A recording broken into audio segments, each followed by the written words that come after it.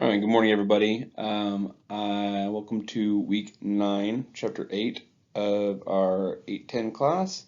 And today we're going to be discussing complex cognitive processes. And this was a chapter that I thought, has some very interesting applications to today. So as we discuss, I'm going to encourage some discussion about some of that information, and hopefully, obviously that'll make more sense here in a little bit as we discuss. For any of y'all that are curious, we are in sort of a weird state of being right now in Pittsburgh. I'm sure every community across the nation is experiencing this to some extent, but so this is an online class, and so technically we are not on modified schedule, right? It was the university did not modify schedules for online classes, but they did modify schedules for in-person classes. So technically, I have 2 classes that were in person this semester, and those are both on spring break now. Even though spring break is supposed to start next week, students get 2 weeks of spring break, essentially because they're giving professors an opportunity for this week to move all classes online, and so essentially we're moving all classes online. So whenever the students come back on the 29th, at the end of March, I guess, they will be all online. So there will be no classes in person at Pitt State for the foreseeable future, until the coronavirus pandemic sort of finally slows down or calms down, which is interesting because, in Kansas we haven't necessarily, unless you're in, I guess, Wichita, there's been a couple of cases, and in Johnson County there's been a couple of cases, but overall at Pittsburgh there's been no confirmed cases, no presumptive cases, but it's just been an interesting experience because I have a lot of family that is in California, in Northern California region, and they're all sort of experiencing this increased heightened fear and just concern, and everything is shut down, and really in essence everything is shut down here too. So just interesting situation to be in. So I hope everybody's doing okay. I hope everybody's safe. I hope everybody is healthy. I hope nobody is experiencing any respiratory issues. And I think that hopefully it'll blow over pretty soon. Otherwise, we will be in our house for a little bit longer than we expected. So, but today we are discussing complex cognitive processes. So let's get to moving. So the first thing we discuss from the book is this concept learning. So whenever we're learning concepts, categorization is a very, very useful tool for students to categorize information into different schemas, right? So in the past, we've discussed schemas as being different categories. So if I am presented with different objects, I will sort of categorize them in different categories, right? So if I am presented with an object and it is a ball, then I will look toward my knowledge in that category as far as my understanding of different types of balls. This is obviously a very elementary example, but different types of balls, and I will know, is this a sports ball? Is this a ball bearing from a car? Is this a any other kind of ball? And then I would try and categorize that in certain areas. And so 2 rules that sort of exist within categorization is rules-driven theory and exemplar theory. Excuse me. And the reason these are useful is because they can help students be either very logical or sort of can help them categorize more abstract concepts, right? And so rules-driven theory. Rule-driven theory is for sort of the more logical information that has very set structures. So the example I give here is, if you are in geometry and you need to help students understand the different rules for different shapes, you can say, so rectangles and squares, they're both shapes with four sides with four 90-degree angles. And so if you ask the question in class, what are shapes with four sides with 90-degree angles, students can raise their hand and they will say, rectangle or a square. And you can say, what is a shape with four equal length sides and four 90-degree angles? And that would be a square. So essentially there is if, here are a set of rules, and if a certain object, if a certain theory, if a certain category or object sort of meets these different rules, then they can be, if this thing meets A, B, C, D, then it can be this, right? It can be a square, it could be a rhombus, it could be whatever it might be. And so that's rule-driven theory. And then exemplar theory is when concepts are a little more abstract, right? So they're a little more subjective. So one of the ones that I will always think of is automobiles. And actually, whenever we talk about this type of theory, you have to sort of understand that there can be some subjectivity, right, and some level of maybe upbringing or just opinion-based opinion-based ideas out there. So one of the things I think about is if you ask the question, like, what is a motor? What are examples of motorcycles? And you ask my dad that question, he will only answer one thing. And some of you might know, obviously none of you know my dad, but some of you might know that there are many people out there that believe that the only real motorcycle is the Harley Davidson. And so that was actually the way I was raised. My dad was a big motorcycle guy. Went to a lot of biker rallies as a kid. Very inappropriate. Do not take your kid to biker rallies. But I went to them as a child, and essentially everybody there drove Harleys, or rode Harleys. And so, that's one of those ideas that there can be some level of subjectivity and opinion-based information in there, right? So we know that there are many different kinds of motorcycles. There are Suzuki motorcycles, sort of the racing bikes, the ones that you might see on ESPN, that those guys do like the crazy things where they're driving it this way, and then when they need to turn, they essentially you see their knees rubbing against the ground. And there's Honda motorcycles. There's all these different kinds of motorcycles, right? But it is a little more subjective. So is a moped a motorcycle? There can be some discussion about sort of about whether that belongs in the category of a motorcycle, but ultimately it being just sticking strict to the motorcycle, moped is a motorcycle technically, although it is able to do a whole lot of different things that like your big fat motorcycles are not able to do. And then you have your other categories of like bikes, just like bicycles. Whenever you put a motor on of some sort, is that a motorcycle? And or does it, within the law, does it fall in the category of a motorcycle? And so another example would be the cars that I have listed there. If you ask somebody what are the most popular cars out there, that one will obviously depend on so what region you're in, what part of the country you're in, what part of the world you're in.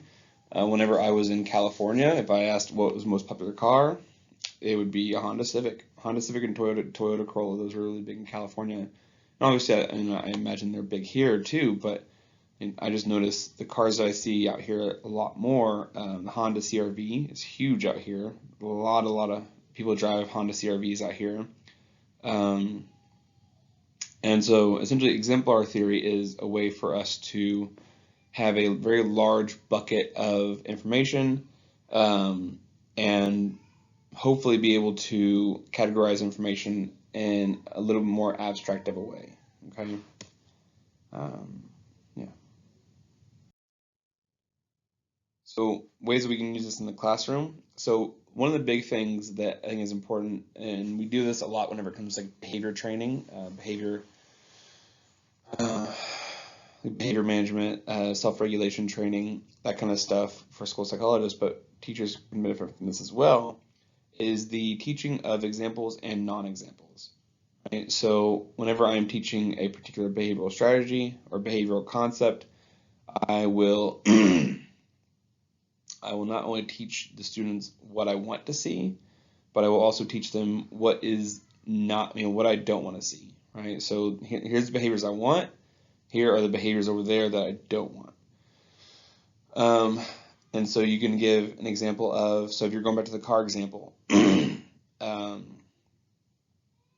popular cars, what are examples of popular cars? And you have, you can show Toyota Corolla, Honda CR-V, and you can show, so in this country, here is an example of a car that is not necessarily considered a popular car. You can show one from France or from England, or the cars that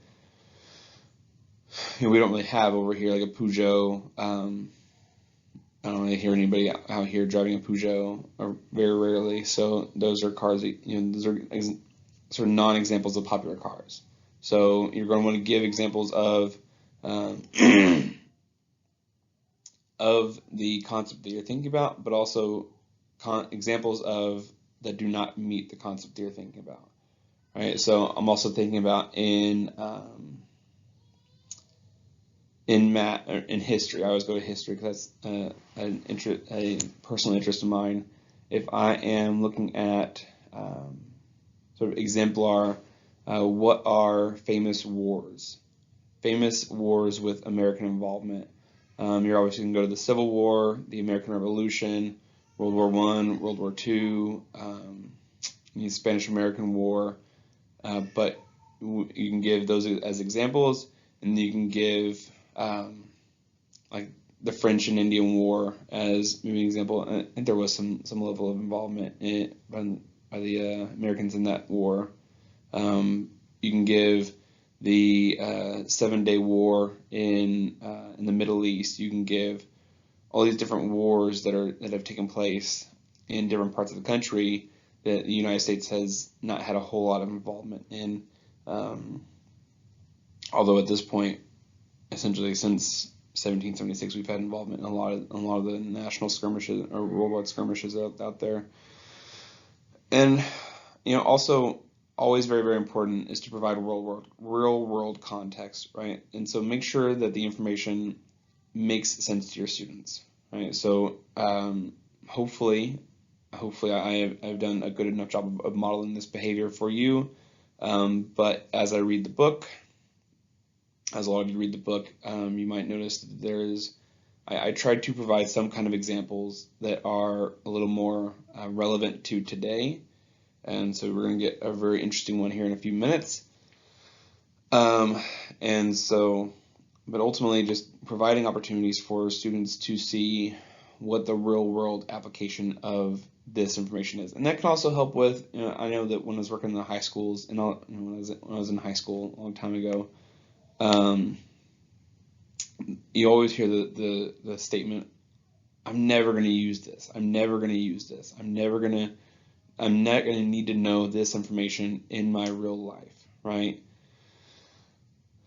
And so I think that that's one of those statements that you can easily prevent that by just giving some kind of context, some real world context to the information that you're teaching, because ultimately, if a student does genuinely believe that they will never need to know this information beyond, I'm a student at high school X, let's just say Pittsburgh High School here in Pittsburgh, Kansas. I'm a student at Pittsburgh High School, and I'm learning, trigonometry. This makes zero sense to me whatsoever, and you can give the concepts of, you can sort of give the examples of different jobs out there that are actually using this information. One of the big ones is coding, right? So coding is one of those things that um, my brother-in-law is, he works in Silicon Valley, and he does a lot of work with algorithms and whatnot, and so that he had he fortunately he's already very good at math, but he has had to use a lot more math than he probably really thought he would have to whenever he's in high school. And so it was just pointing out these different jobs, these different areas where they could need this information, right? And so yeah, just providing real world context, and then interact. So interacting, providing some kind of interaction between your students. So this can be very difficult because students can tend to become off topic, but as much as possible, within sort of the realm of appropriate real world application, you're going to want to do like group projects and that kind of stuff. And so the only downside of group projects, again, is that students can get very distracted. They can use that opportunity to discuss not necessarily the algorithms that you're teaching in your class, but they can use that as opportunities to discuss what happened on Saturday night at whatever event they were going to that weekend, which obviously is not something you want. So as much as possible, that's when you're going to use your classroom management skills to make sure that students are engaged as much as possible. But providing opportunities for students to interact with each other and with you will provide them opportunities to enhance their cognitive activity. So, and I thought it'd be interesting to include the problem-solving process. I can't remember if I read this in the book or not, but whenever I am working in the schools, working with high school students in particular, obviously, but this would still be useful for middle schoolers and maybe some elementary school kids. The reason I'm sort of questioning that is because certain age levels struggle more with the thoughts that are required, so the higher order thinking skills that are required in order to sort of go through this problem solving process. But essentially what the problem solving process is identify the problem, operationalize the problem, identify an intervention, implement the intervention, and evaluate the results. And then depending on how, let's use red, depending on how this one goes, on how evaluating the results go, you will go back to essentially one of these steps right here. You'll go back to one of these steps, so the reason I'm going to say you can go back to any one of them is, as you evaluate the results, maybe you have learned that the intervention that you have put into place is not appropriate. Maybe you learned that the problem that you thought you had is not actually the problem that you have. So I think that is, again, especially in behavior management skills, behavior management interventions, it can be a very difficult process sometimes, because you can walk into a classroom speaking as a school psychologist or someone who works with behaviors. You can walk in and think that you are dealing with behavior X, and that the function of that behavior is Y, and so intervention Z will work, right? But as it turns out that you're dealing with behavior X, but the function of the behavior is actually Q, right? So that is something that you did not foresee whatsoever, so the intervention that you put into place is not appropriate, and so But ultimately, the reason that I highlight this is because students really are not great at problem solving. And so a lot of them are going to need very, very concrete, real world, explicit instruction on how to solve problems. They are going to need your help, and there's going to be, I'm not necessarily saying you as a teacher, but a school psychologist, school administrator, school teacher, whatever it might be, they're going to need some level of support on improving their ability to solve problems, on how to identify the problems, and how to identify the right problems, right? So as students are getting older and they are their cognitive functioning is getting a little more complex and a little more proficient, then this will change. Their need for support will change. But I have never met I can't say never. Rarely do I meet a high schooler with really good problem solving skills, right? And even, and then also the difficult part is that anxiety is a real thing, right? And so a lot of times the students that I work with that are, that are higher cognitively functioning, they may absolutely be able to have the sort of the cognitive functioning to identify the problem and to work through those steps, but they might struggle a little bit more with with sort of executing the plan, identifying an appropriate intervention. So, in the past, whenever I've worked with students that are higher functioning and they get really anxious about a certain interaction they had with a teacher, or they're convinced that a teacher hates them, whatever it might be, they needed a lot more hand-holding on the actual implementation of the intervention. So identifying the problem was not so much an issue. Operationalizing the problem can oftentimes be an issue for students. A lot of times they like to do some finger pointing and some blaming, which is, it's human nature. But they need the help to get past that blaming and get to the part of actually implementing an intervention that will benefit them. Okay. Technology. Technology can be very, very useful for this. I don't know that. So in past semesters, I've made it very clear that I am very skeptical of technology, and you might have picked that up so far this semester. I've hoped that I've toned that down because I will oftentimes sound like a sort of cranky old man when it comes to my hatred of technology. But as far as improving cognitive functioning and sort of problem solving skills, I think that technology can be a huge asset for these skills, right? So one of the things that I really found interesting whenever I was working in certain school districts and whenever I was at University of California, Riverside, were these different whiteboards where you can actually be more engaged in the instruction, right? So so a teacher can, sort of gone are the days of the projector where the teacher wheels in a projector and there's this light that turns on and it projects onto the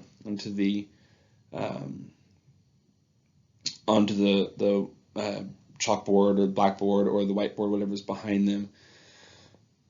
And now we have these boards where you can go and they have sort of these electronic pens and you can move things around on these different websites, and you can also sort of write different information down, and the level of the ability for us to interact with information is so much more than it used to be, right?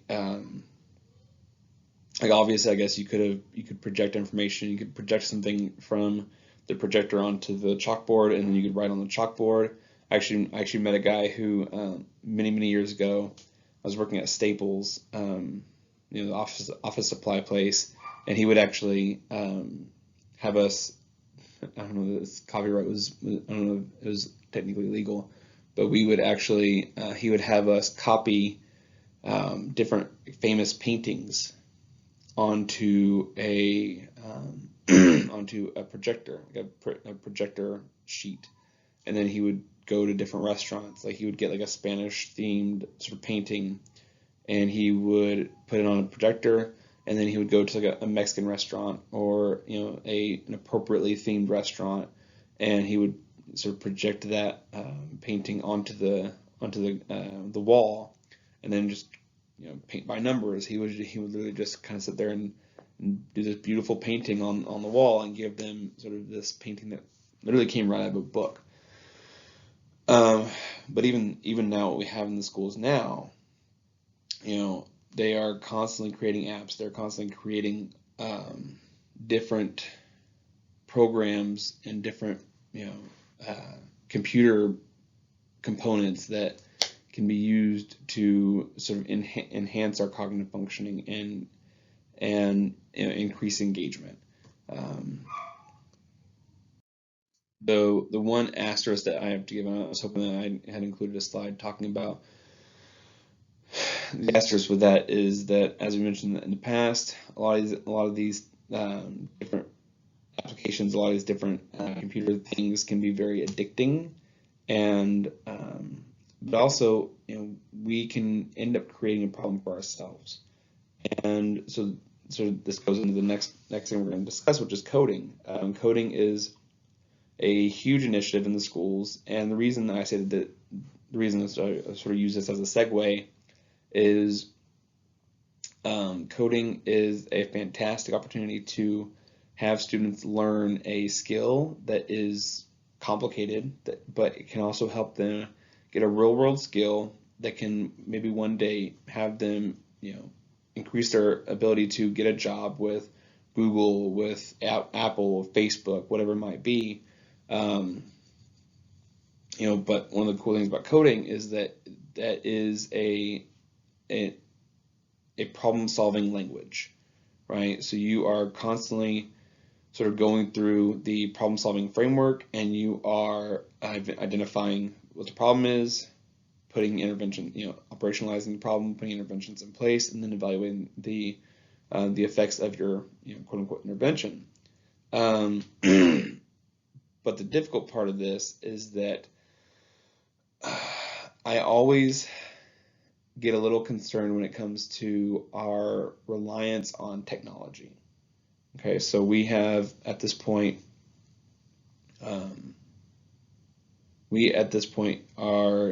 most schools have some level of technology in their schools.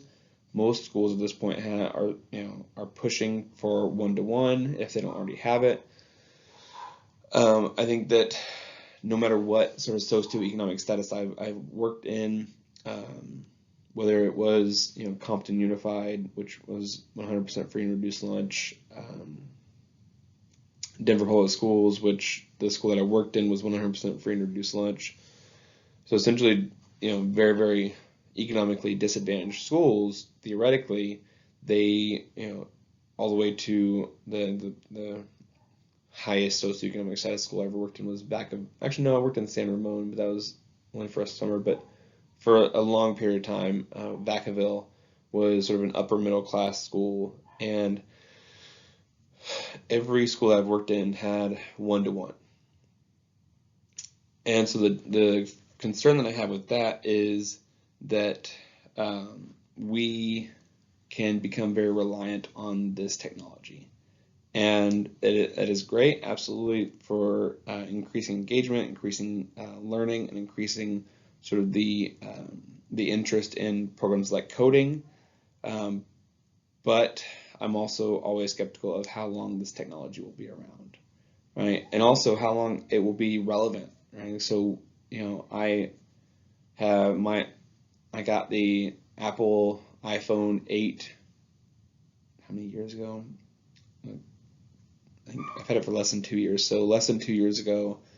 And what are we on now? We're already on the iPhone X, iPhone 10, I think. I can't even keep up anymore at this point. But ultimately, the technology is constantly sort of replacing itself, and schools are then sort of placed in the situation where they have obsolete computers, and they could be working with in a situation where maybe you bought an entire set of Chromebooks a few years ago, and certain apps are no longer available with certain technology, with certain firmwares, whatever it might be. So just, the asterisk that can come with technology. And maybe I sound like a grumpy old man right now, but ultimately there are concerns there. Some other issues that I have is, coding is a fantastic thing to teach in the schools, but my one concern there is that if you are a high schooler my nephew actually, he wants to be a computer programmer, and you see me rubbing my head right now, and it's sort of instinctual because my nephew frustrates me. But he wants to be a computer programmer, and he is a sophomore in high school, and he is very interested in this career. And the difficult part is that even though there are opportunities for him to do that where he is in Texas, he doesn't want to live in Texas, right? So he is absolutely all gung-ho for one day he wants to go and move to the Bay Area. He wants to go live in Northern California, in Silicon Valley, and work for Google, and that is his focus. And so I do have sort of a concern with teaching students a skill that is very, very useful, but can put them in a situation where they are feeling that they need to move to, one of the most expensive, if not the most expensive regions of the country. Right. So, my brother-in-law lives out there, and like the amount of money that it costs to live out there is just absolutely insane. And so the one caveat with that, though, is there has been push to move a lot of these jobs to allow workers more opportunities to sort of live remotely from work, right? So you will, maybe not you, but people will occasionally see articles published online about workers that, programmers that they got a job with Google or with Yahoo or with whatever company, Microsoft in Seattle, and they don't necessarily need to live in Seattle. They don't necessarily need to live in the Bay Area, so they will live remotely, right? And so there's actually been a lot of push to get people, so one of the reasons that Pittsburgh, Kansas has gigabyte internet, one of some of the fastest internet in the country, is because we, the powers that be are hoping that they can attract business. They're hoping they can attract business. They're hoping they can attract workers to live here and work remotely. And I don't necessarily know how successful that initiative has been.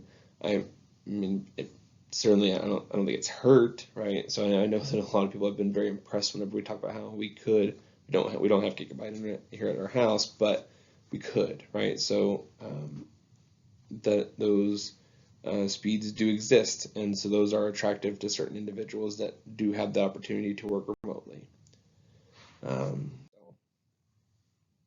So learning strategies, a few strategies that can help whenever we are sort of learning more complicated, more complex cognitive processing. Metacognition is one that is very, very useful, and the reason this is useful is because there are as many different unique study strategies as there are individuals out there, right? So we have all sort of found a study strategy that we think works for us. And so for me, one of the strategies that worked for me was I would I would attend a lecture, and I would have to, I would take notes via pen. I could not do it on the computer. It did not work for me on the computer. And even though most students, I was a student whenever I was in college, whenever it was just assumed that you had a laptop. I never brought my laptop with me to class because I always thought that could sort of tempt me to use my laptop to take notes, and I was never a good note taker on the laptop. So I would have to have pen to paper and I'd have to be taking these notes. And then after class, I would have to take those notes and then read them. Right, so that was my study strategy, and that worked for me. But that probably won't, and might not work for a whole lot of other people. And so the reason I say this is because it is important for us as we practice these different study strategies to understand that they're not all going to work for us, and that just because that strategy works for me does not mean that it would work for my sister. It doesn't mean that it would work for my wife. Doesn't mean that it would work for my brother. Doesn't mean that it would work for the guy behind me or whoever it might be. It is uniquely mine because it helps me. Maybe it could help somebody else, but the reason that this is important is because as we are going through these different study strategies, it'll be important for us to consider, is this working for me? Is study strategy X working for me? And so that asking that question is actually enhancing your cognitive functioning because you are increasing your metacognition. So you are thinking about your thinking, right? So I am learning. So you're thinking about how you are learning. You're thinking about your thinking. And so I am sitting through this class and I'm using the study strategy and I'm asking myself, is this working for me? Try to be a little more self-aware and think, am I learning the information that Dr. Benson was a professor at the college I went to? Dr. Benson is teaching me stats right now, and I am doing this particular study strategy, and it has not worked for me at all. And so it's important that as we're working with students that we help them realize that study strategies are very individualized, and it's going to be important for us to practice them, right? So there will always be pressure on people to find a study strategy very quickly, but ultimately, I think I went through. I never really had to study in high school. If I'm being one of those pompous students, but high school was sort of very easy to, so it came very easy to me. But then I went to college, and it was significantly more difficult, obviously. And I went through at least a dozen different study strategies before I found the one that worked for me, because I really didn't want to have to be the person. I was the only person in class that had like a paper notebook, but it is what worked for me. And so here's just some examples of different study strategies you can use for your students. But ultimately, there is really no bad example of a study strategy other than just not studying, right? The ones that you're going to want to avoid, you hear a lot of students talk about cramming. That doesn't really work. So it is also good to, again, going back to the example from earlier, you're going to want to teach examples and non-examples of different study strategies, right? And so, but just helping them understand that, and also, just because a study strategy, a particular strategy works for math doesn't necessarily mean that it will work for English or for history or for science, right? So you might need 2, 3, 4 different study strategies to be able to be successful in your classes. So we're at about 38 minutes, and I'm going to try and stick better to our 45-minute mark, 45 to 50 minutes. But as I mentioned before, studying in hour chunks is much more effective than like all-night cram sessions. Those are very, very bad. One of the things that has been sort of debunked is this idea that we have to study in very quiet places. Now, I will say that for me in particular, I had a particular spot in the library at A&M Commerce. Texas A&M Commerce is where I graduated with my bachelor's, and I had a very particular spot in the library. I am absolutely a creature of habit myself, and I had a spot in the library where that was my study spot, right? So that was where I did all my work. But research has more or less found that it's really good for us to sort of vary the locations, right? So don't just study here, study in, maybe study on on the train, or maybe study on go to the student union, wherever you might be, to just vary the experience. Okay, and then also finding topics that are not necessarily the topic that you are trying to learn. So there's this concept that, like, if I want to learn history, I have to read this book. Or if I want to learn educational psychology, then I can only read from this book. But really, these concepts in history and science and all these different concepts are talked about in all different realms.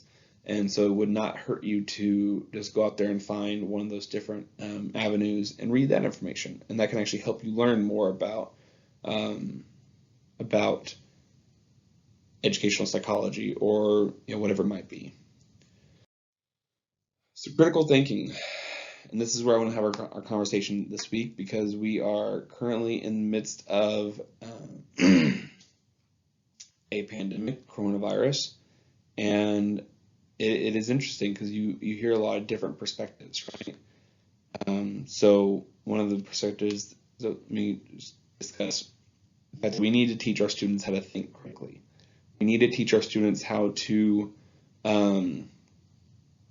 fact check, right? So that is a skill that is wildly more important today than it was 30 years ago. Maybe it's not necessarily that it's more important than it was 30 years ago, or it's just that we have more resources to fact check. I mean, because there are lots of examples of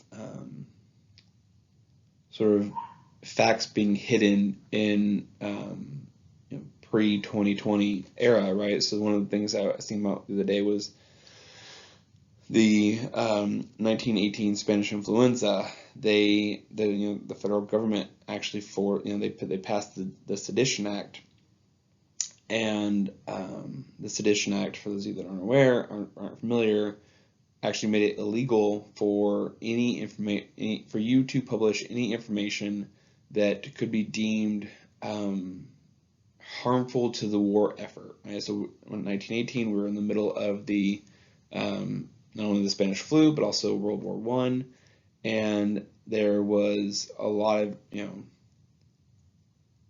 the Spanish flu really pummeled young adults.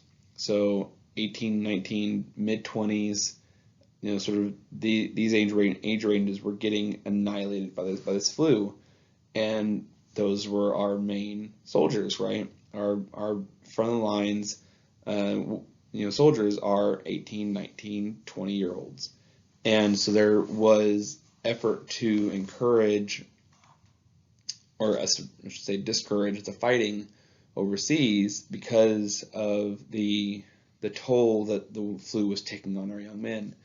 And now looking back on it, we found that there were so many deaths the last year or so of the war. Right? There's a large percentage of the deaths that actually weren't attributed to bullets or tanks or war devices, but they were attributed to the flu. So anyway, obviously there have been many examples out there in the past of sort of facts being buried, but we have with the internet now, we have a almost scary level of access to information that is both right and both wrong, right? So right now we are in the middle of sort of the coronavirus outbreak, and you can go online right now and you can find information on why coronavirus is a hoax. You can find information on why coronavirus is the scariest thing you'll ever see on the face of this planet, right? And so obviously the reality is probably not on either end of that spectrum, but you can go online and convince yourself of whatever side you want, right? So my sister-in-law loves to send us articles that talk about how scary this virus is, and how it's going to kill 500,000 people, and X, Y, and Z. And as somebody that researches death rates, and this is a professional interest of mine, I immediately have to push back because these articles have very little information, very little reliable data. And so I think that it's very, very important that we help our students understand what reliable information looks like online, right? And so we live in an era where Wikipedia is huge, right? And so, I mean, even in my classes, I have students that really try to use Wikipedia as much as possible. And in reality, Wikipedia, while it can have some very good information, I could go online right now and change whatever I want on Wikipedia, and until it's caught, it isn't, it's up there, right? So I can go on there and, for one of these examples here, I can talk about how I can go on there and find 9/11 and, write pages and pages and pages of non-fact-checked, non-fact-based information about how 9/11 was a hoax. And until they find it, that information is just out there for the viewing, right? But you don't even necessarily need to go to Wikipedia and do that. You can find information about how 9/11 was an inside job, or how Sandy Hook was fake, and this information exists. So it's in our best interests as citizens, as global citizens, to encourage students to be skeptical of information that sounds maybe a little too good to be true, or maybe a little too fanatical, or whatever it might be. Just making sure that you are teaching them how to fact check information, right? And so that's one of the things I want to discuss today, is how do you, in your own personal life, fact check information, and how can you teach that to your students? Okay, so that's the discussion we're going to have this week. How do we help our students learn to be good fact checkers, right? And so, again, we live in this world where, if you're a Republican, you have your own channel. If you're a Democrat, you have your own channel, right? Like, there never has to be, if I am if I sort of prescribe to one of these particular ideologies, I never have to witness the other side of the aisle, right? So I eat breakfast at Harry's Cafe here in town with some guys from an older gentleman from the church that I go to, and I mean, there are sort of these two factions, and whenever politics gets brought up, you always hear, I watch Fox News and they say this. Well, I watch MSNBC and they say this, and then they're just this constant butting of heads there. And but really, those are a lot of times both opinionated channels, right? And Fox News and MSNBC both have a very clear goal with the information they present, right? So if you are watching Sean Hannity, he is, a lot of times he is based on opinion. I'm sorry, but that is fact. And you can find a lot of the information that he presents is not necessarily fact-based. And honestly, the MSNBC is just as guilty. Whenever they had all the issues of the children being taken from their parents on the southern border, you had Rachel Maddow, who was on screen crying, visibly weeping as she talked about sort of the future of our nation, right? And so it's ultimately they are trying to hit a part of us that is more willing, because they're sort of attracting. This information takes hold for a reason, right? It hits at our fear, sort of this fear portion of our brain, and when that fear portion of our brain gets activated, and our amygdala gets activated, we will sort of we get triggered, and we want to attack, right? And so You can find online, you can find information online about how evil anybody is out there, and the internet is just a crazy place with a crazy amount of information out there that is both good and bad.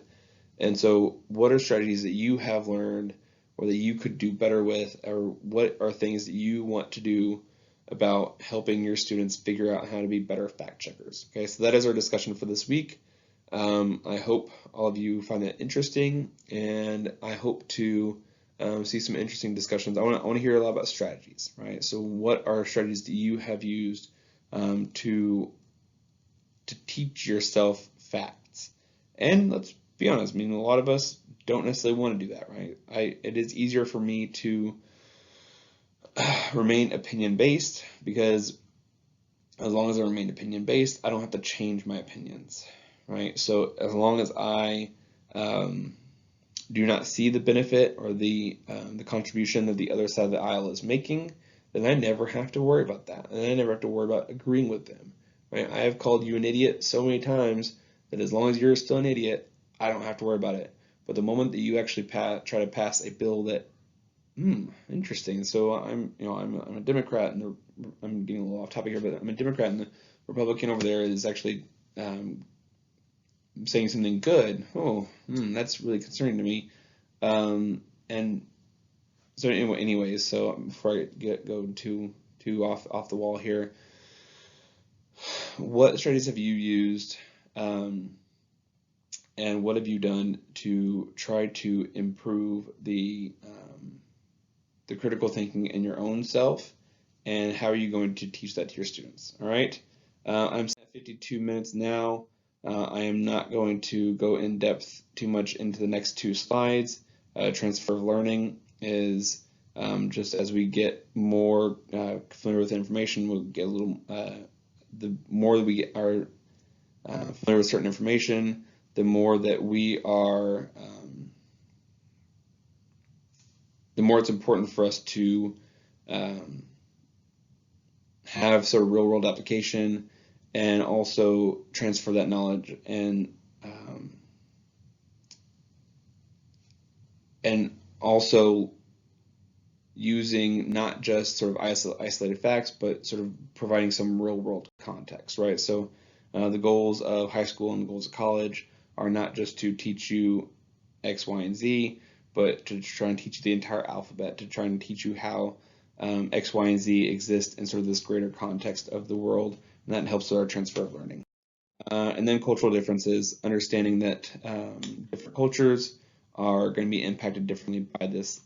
And if you are not targeting your content to the culture that you are, to the students and their culture that you are talking to in the classroom, then they are going to have a harder time learning the information.